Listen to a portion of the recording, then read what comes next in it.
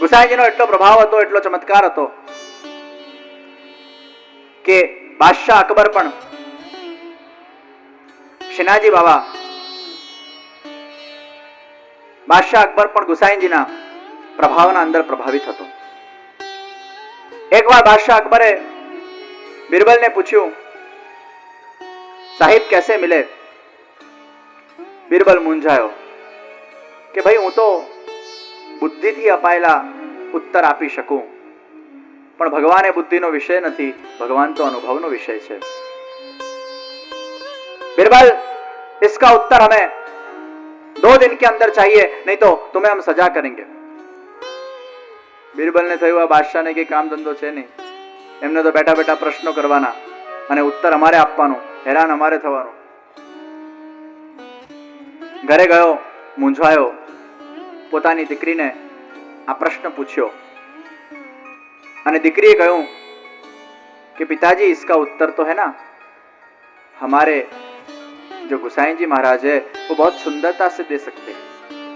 आप एक काम कीजिए, जहांपना को गुसाई जी के पास ले चलिए.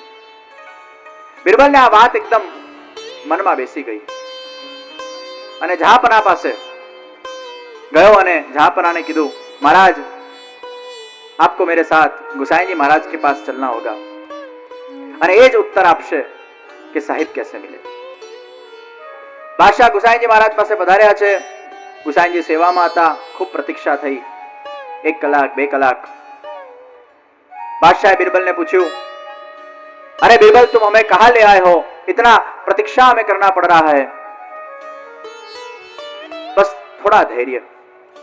गुसाईजी अंदर सेवाમાંથી પધાર્યા છે અને એ સુંદર સ્વરૂપના દર્શન કરીને બાદશાહ દ્રવીભૂત થયો છે, ખૂબ પ્રભાવિત થયો છે. અને અકબર બાદશાહ વિનમ્રતાથી બેસીને ગુસાઈજીને પૂછે છે, महाराज साहिब कैसे मिले? ત્યારે ગુસાઈજી કહે છે, जैसे हम और आप मिले. बादशाह કહે છે કે ये तो कोई बात नहीं हुई, ये कोई उत्तर नहीं हुआ. साहिब कैसे मिले? गुसाईजीએ ફરી કીધું, जैसे हम और आप मिले. ત્રીજી વાર પૂછ્યું, साहिब कैसे मिले? जैसे हम और आप मिले. इसकी आप स्पष्टता कीजिए.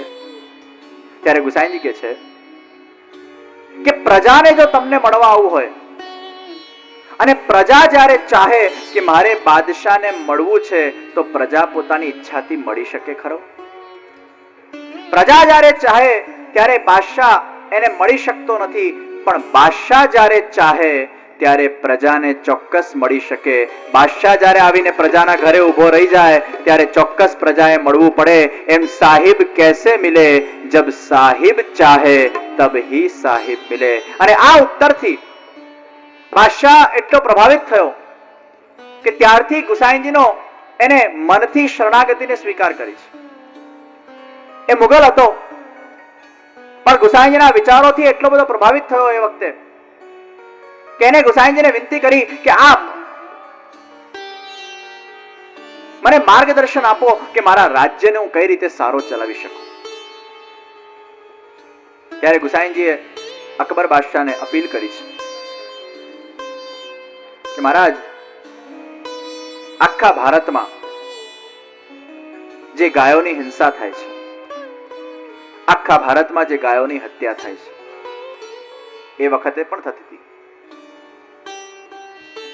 2 કલાક સુધી બાદશાહ સાથે ગાયના આધ્યાત્મિક મહત્વ ઉપર ચર્ચા થઈ, સત્સંગ થયો અને એ ગાયના આધ્યાત્મિક મહત્વ ઉપરના સત્સંગમાં એ બાદશાહ એટલા બધા પ્રભાવિત થયા છે કે ગુસાઈજી દ્વારા કરેલી આ અપીલ કે આખા ભારતમાંથી ગૌ હત્યાને બંધ કરવામાં આવે, એમાં એ બાદશાહે એ અપીલને સ્વીકારી અને આખા ભારતમાંથી એ વખતે ગૌ હત્યાને બંધ કરવામાં આવી. એના ફરમાનો લખવામાં આવ્યા અને આજે પણ એ ગૌ હત્યા બંધીના એ સહી સિક્કાવાળા ફરમાન આજે પણ નાથદ્વારામાં બિરાજે છે. એ વખતે 500 વર્ષ પહેલા અકબર બાદશાહે જે ફરમાન નક્કી કરેલા. ગુસાઈજીની અપીલથી એ વખતે સમગ્ર ભારતના અંદર એ ગો હત્યા બંધીના ફરમાનો કાઢવામાં આવ્યા. મુસલમાન મુગલ બાદશાહ દ્વારા જો ગાયની હત્યાને બંધ કરાવી શકાતી હોય તો આજે તો સત્તા ઉપર હિન્દુઓ બેઠા છે. મુસલમાનો જો ગાયની હત્યા બંધ કરાવી શકતા હોય, આજે પણ જો ગાયને રાષ્ટ્રીય પ્રાણી તરીકે જો જાહેર કરવામાં આવે તો કોઈની તાકાત નથી કે ગાયની હત્યા કોઈ કરી શકે. જો ગાય એક રાષ્ટ્રીય પ્રાણી તરીકે ઘોષિત થાય. એ વખતે 500 વર્ષ પહેલા શ્રી ગુસાઈજી એટલું સુંદર પગલું આપણા સનાતન હિન્દુ ધર્મ માટે લીધું અને ત્યારથી બાદશાહ પ્રભાવિત થયો અને બાદશાહે ગુસાઈજીને વિનંતી કરી કે મારે આપને એક પદવી આપવી છે. ગુસાઈજીએ કીધું કે તમે અમારી વાત માની છે એટલે તમારી વાત પણ અમે માનશું જ. પરસ્પર છે ને. બોલો તમારે શું પદવી આપવી છે? હે ગુસાઈજી, મારી એક ભાવના છે કે આપે જે આ સુંદર કાર્ય મારા જેવાને નિમિત્ત બનાવીને જે કરાવ્યું છે, કાયમ આ કાર્ય એ આપના વંશજો પણ યાદ રાખે.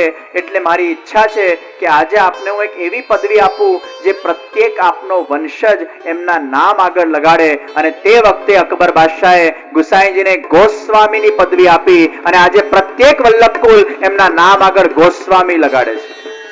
આ ગોસ્વામીની જે પદવી છે એ અકબર બાદશાહ દ્વારા શ્રી ગુસાઈજી મહારાજને એ ગો હત્યા બંધ કરાવવાના મુદ્દા ઉપર આ ગોસ્વામીની પદવી આપેલી. અને આજે અમે બધા જ 250 વલ્લભકુલ અમારા નામ આગળ ગોસ્વામી લગાડવાનું ભૂલતા નથી. वो पदवी किसने दी है? हम वल्लभकुल को, अकबर बादशाह ने. वो मुगल को दी है, वो आज भी हम लगाते हैं.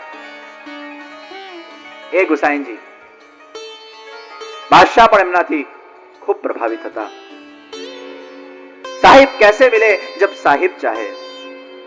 સાહિબની ચાહના વગર એ સાહિબ એ ક્યારે પણ મળી શકતો નથી. બસ હવે આ સાહિબની ઈચ્છા થઈ છે. સાહિબ ઈચ્છા કરે ત્યારે એમાં નાત જોતો નથી, જાત જોતો નથી. સાહિબ જ્યારે ઈચ્છા કરે ત્યારે કેવલ જીવને જુએ છે, પાત્રતાને જુએ છે. સાહિબ કૃપા કરે ત્યારે વ્યક્તિ વિષય જોતો નથી. સાહિબ કૃપા કરે ત્યારે કેવલ પાત્રતા જુએ છે. હવે આ સાહિબની ઈચ્છા થઈ છે કે હું એવા વ્યક્તિને મળું કે જેનો જન્મ એ મુસલમાન જાતિમાં થયું છે. એક મુસલમાન જાતિમાં જન્મેલો આ ભક્ત ઉપર હવે સાહિબની ઈચ્છા થઈ છે કે આના પર હું કૃપા કરું. દિલ્હીના અંદર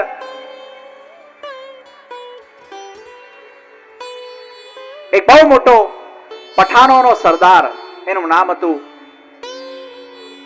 સૈયદ ઇબ્રાહિમ. અને આ સૈયદ ઇબ્રાહિમ સમસ્ત દિલ્હીના અંદર બહુ પ્રખ્યાત હતો. એક મોહિનીના પ્રેમના અંદર આ સૈયદ ઇબ્રાહિમ એટલો બધો આસક્ત હતો, દીવાનો હતો કે એને એ મોહિની સિવાય બીજું કંઈ દેખાતું નથી. ઘણીવાર માણસ જ્યારે પ્રેમમાં આંધળો થઈ જાય ત્યારે એને એ વ્યક્તિ વગર કંઈ જ દેખાતું નથી. આ મોહિનીમાં એટલો બધો આસક્ત થઈ ગયો, એ મોહિનીના પ્રેમમાં લટ્ટુ થયો. ચારે બાજુ એને મોહિની મોહિની મોહિની મોહિની દેખાયા કરે. અને મોહિની એને ભાવ ના આપે, એ કશે બીજામાં આસક્ત.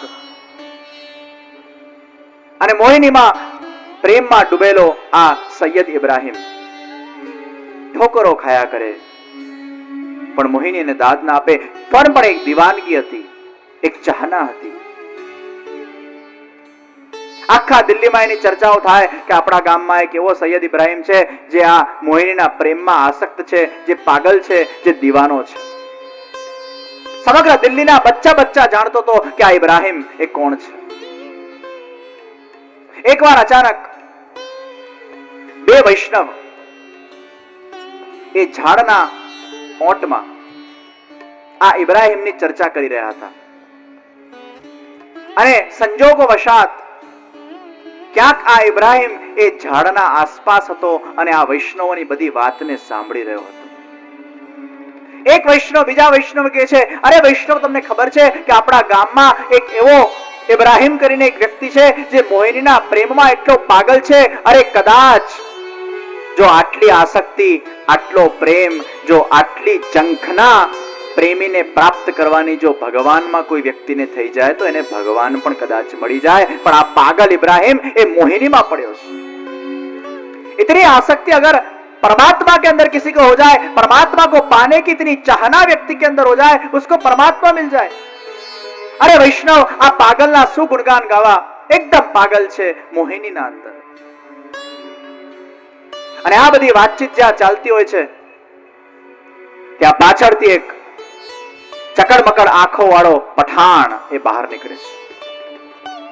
અને આ પઠાણ બહાર નીકળીને આ બંને વૈષ્ણવ સામે આવીને ઉભો રહે છે. પેલા વૈષ્ણવે પૂછ્યું, તમે કોણ છો? હું બળવાખોરોનો સરદાર, મારું નામ સૈયદ ઇબ્રાહિમ છે. વૈષ્ણવે પૂછ્યું, તમે કયા ઇબ્રાહિમ છો? अरे वैष्णव, मैं सैयद इब्राहिम हूं. अच्छा, पेला मोहिनी ना प्रेमी इब्राहिम? हाँ वैष्णव, हाँ मैं वही प्रेमी, वो मई मोहिनी का प्रेमी इब्राहिम तुम्हारे सामने खड़ा है. पातळा पुतळा वैष्णव गभराया. આ 7 ફૂટનો પઠાણ અને આની ચર્ચા આપણે કરતા હતા અને ક્યાંક બે લાફા મારીને અહીંયા ઢેર થઈ જશું, ભાગવા લાગ્યા. અને જ્યાં વૈષ્ણવ ભાગ્યા, અરે रुको वैष्णव, अरे रुको वैष्णव, अरे रुको वैष्णव, कुछ चंद लम्हे तुम्हारे साथ मुझे बिताने का मौका दो. अरे रुको, मैं तुम्हें कुछ हानि नहीं पहुंचाऊंगा. रुको वैष्णव, पास आओ. ये वैष्णव लौट्या છે અને જ્યાં એ વૈષ્ણવ લौट्યા છે, हे वैष्णव, आप क्या कह रहे थे कि तुम्हारा खुदा वो मेरी मोहिनी से भी सुंदर है? क्या मेरे अंदर जो आसक्ति जो मोहिनी के लिए है, वो आसक्ति अगर तुम्हारे खुदा के लिए मेरी हो जाए तो क्या मुझे वो खुदा पा सकूंगा? क्या खुदा इतना सुंदर हो सकता है? क्या खुदा इतना खूबसूरत हो सकता है? कैसा होगा वो खुदाई रूप? मैं तो कुछ नहीं जानता वैष्णव. तुम्हारी बातों से मेरी आंखें थोड़ी थोड़ी खुल रही है कि मैं उस मोहिनी के प्रेम के अंदर लट्टू हो चुका हूं, लेकिन परमात्मा क्या इतना सुंदर हो सकता है, ऐसा मुझे एहसास नहीं. हे वैष्णव, क्या तुम्हारा खुदा इतना खूबसूरत है? अरे इब्राहिम जी, हमारा खुदा तो इतना सुंदर है, हमारा खुदा तो इतना श्याम सुंदर है कि उसके अंदर जो खुदाई रूप है ना, अनेक कामदेव भी जिसको अपना जीवन न्योछावर कर देते हैं, अनेक कामदेव भी जिसके सामने आकर टिक नहीं पाते. अरे तुम्हारी मोहिनी के अंदर जो सुंदरता है, तुम्हारी मोहिनी के अंदर जो सौंदर्य है, तुम्हारी मोहिनी के अंदर जो यौवन है, वो किसने रखा खान, किसने रखा इब्राहिम?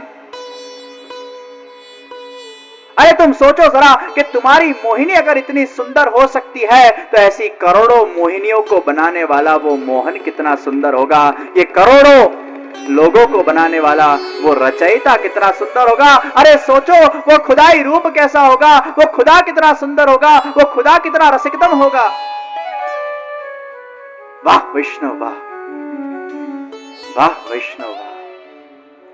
तुम्हारी एक एक बातें, तुम्हारे एक एक शब्द वो मेरे हृदय को छू रहे. तुम्हारी बातों से, तुम्हारे सत्संग से मुझे अंदाजा लग रहा है कि वो खुदाई रूप कैसा हो सकता है. उसकी कुछ हद तक मैं कल्पना करके महसूस कर सकता हूं उस खुदाई रूप को. क्या तुम्हारा खुदा मेरी रसिकता को समझ पाएगा? हाँ वैष्णव, हाँ हाँ इब्राहिम, हाँ हमारा खुदा भी तुम्हारी तरह बहुत रसिक है.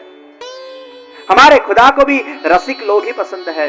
और तुम्हारे जैसी रसिकता और तुम्हारे जैसा रस अगर खुदा के लिए तुम्हें जागरूक हो जाए तो वो खुदा बहुत दूर नहीं है.